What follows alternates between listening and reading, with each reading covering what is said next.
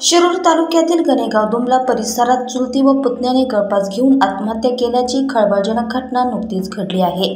कल्पना रवींद्र शिंदे वय 31 व सचिन दौलत शिंदे वय 24 राहणार दोघेही गणेगाव दुमला तालुका शिरूर अशी आत्महत्या केलेल्या दोघांची नावे आहेत। या घटनेने शिरूर तालुक्यासह परिसरात हळहळ व्यक्त होत आहे।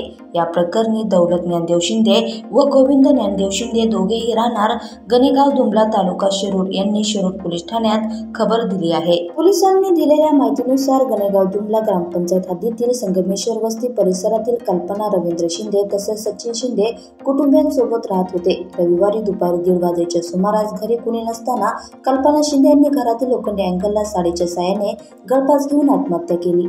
त्यांचा मृतदेह शवविच्छेदनासाठी पाठवला असताना सोमवारी पहाटे 5 वाजेच्या सुमारास त्यांचा पुतण्या सचिन दौलत शिंदे वय 24 यानेही घरातील लोखंडी अँगलला साडीच्या साहाय्याने गळफास घेत आत्महत्या केली। दरम्यान याबाबत शिरूर पोलीस ठाण्यात दौलत शिंदे व गोविंद शिंदे यांनी माहिती दिली आहे।